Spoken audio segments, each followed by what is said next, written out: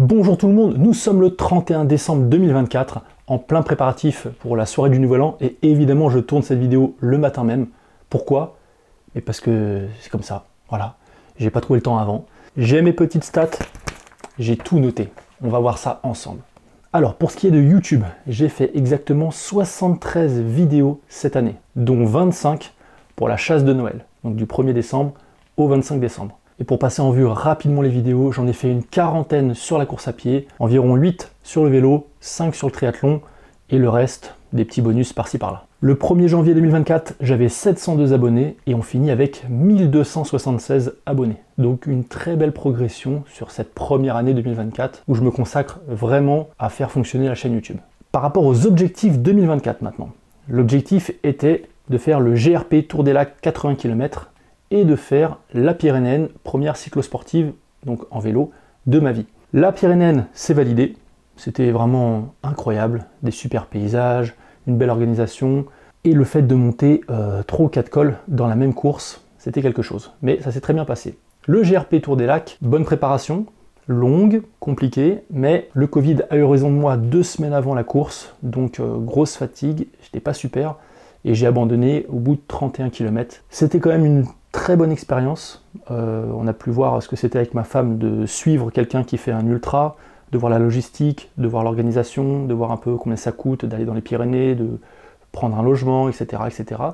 Donc c'était une bonne expérience, même si j'ai pas conclu. Vu que j'ai raté le GRP et que j'avais une très bonne préparation de fond, est-ce qu'on ne mettrait pas à profit toute cette expérience pour aller taper un petit record sur marathon? Parce que l'année dernière, j'avais passé la barre des 4 heures. Cette année, il est temps d'enfoncer le clou. Et ben on est parti sur 6 semaines de prépa et j'ai tapé mon record 3h23 sur marathon à Cognac, ultra content. Ça c'était vraiment la cerise sur le gâteau, la fin d'année nickel.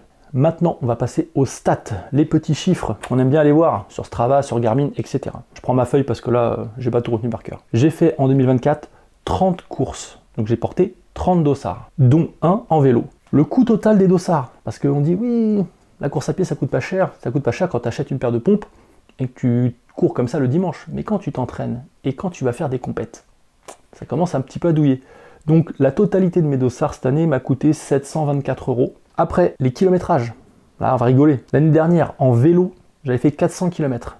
Cette année, j'en ai fait 1479 avec 16 229 mètres de D+.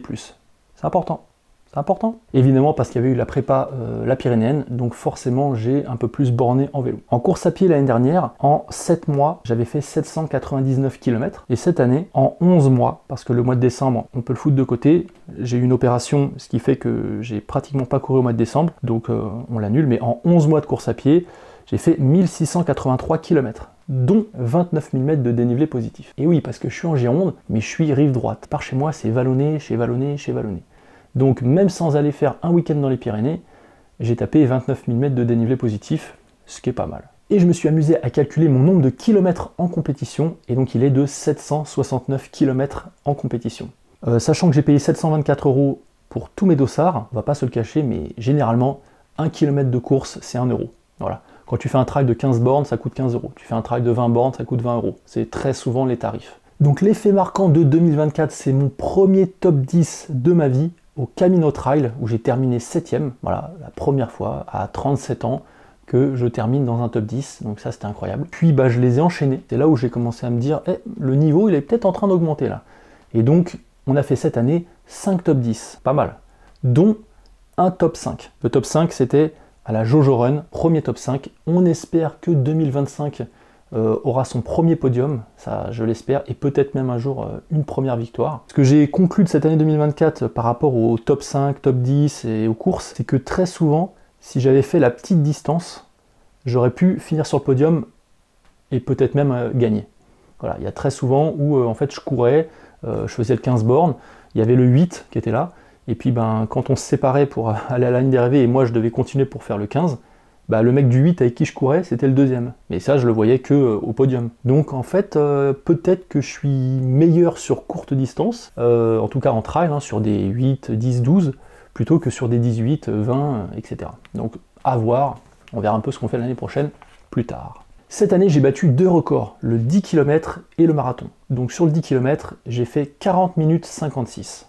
J'ai battu mon record, qui avant était de 41 minutes 30, je crois, un truc comme ça.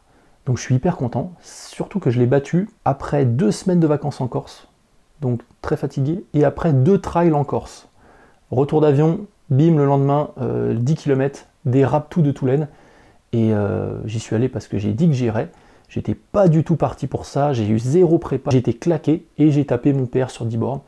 Donc je pense qu'en 2025, on va aller passer sous la barre des 40 large. On va voir ce qu'on va faire, mais à mon avis, si je prends une belle petite prépa, il y a moyen de faire quelque chose de sympa. Et le deuxième record, c'est l'iconique record du marathon, donc 3h23, record donc que j'ai battu de 31 minutes, parce que l'année dernière, je l'avais fait en 3h54.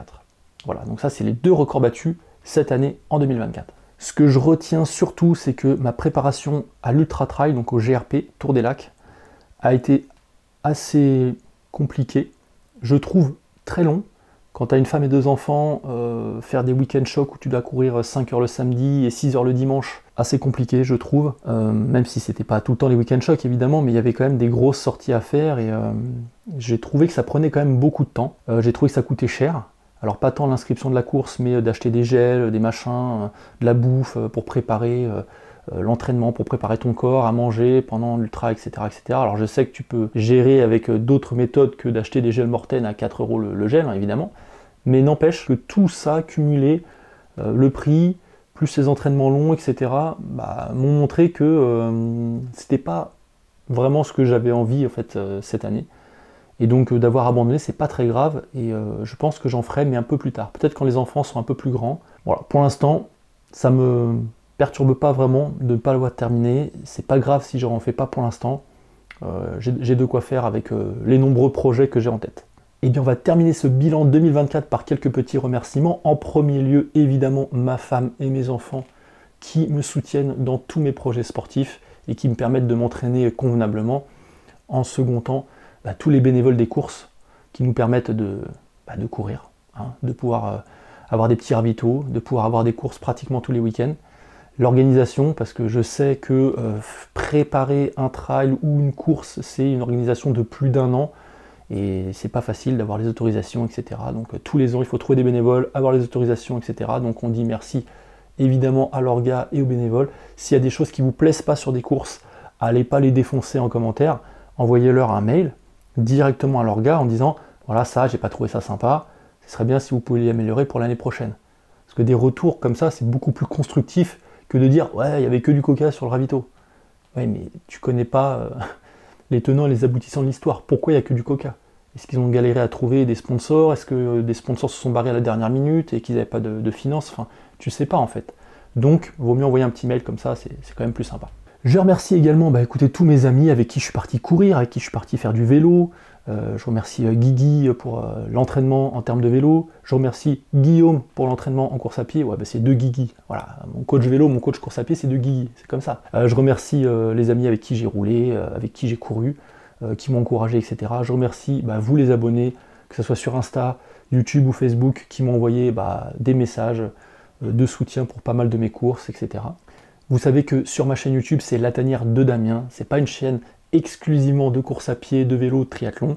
C'est évidemment 85%, 90% de mon contenu.